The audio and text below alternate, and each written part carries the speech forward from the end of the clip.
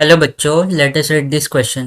A particle execute simple harmonic motion between x equals to minus a to x equals to plus a. The time taken for it to go from 0 to a by 2 is t1 and to go from a by 2 to a is t2. Then तो हमें यहाँ पे t1 और t2 के बीच में relation find out करना है। इस क्वेश्चन में जो की कॉन्सेप्ट यूज होगा वो होगा variation of velocity in SHM। तो हमें पता है जो वेलोसिटी जो होता है एट मीन पोजीशन मैक्सिमम होता है और वेलोसिटी जो होता है एट एक्सट्रीम पोजीशन जो होता है वो ज़ीरो हो जाता है। ये दो पॉइंट्स का हम इस क्वेश्चन को सॉल्व करने के लिए यूज़ कर सकते हैं। तो सबसे पहले हम लोग डायग्राम बना लेते हैं। तो हमें क्या दिया है, हमें दिया है कि एक पार्टिकल जो है वो SHM परफॉर्म कर रहा है माइनस ए से लेके ए के बीच में। तो ये हो जाएगा माइनस ए बाई टू और ये हो जाएगा plus A by two.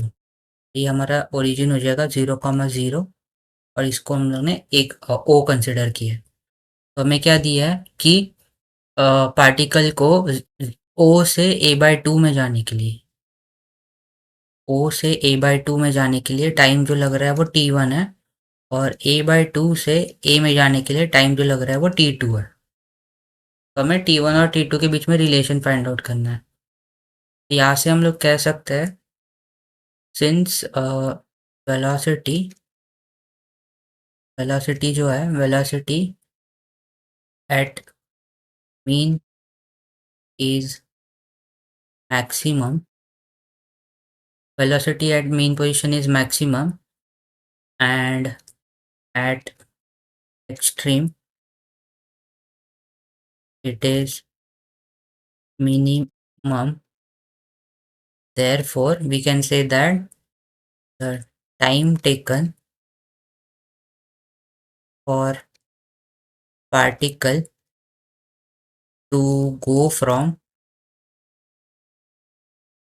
O to A by 2 will be less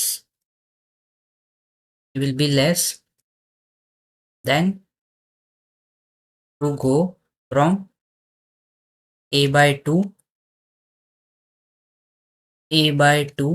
to A।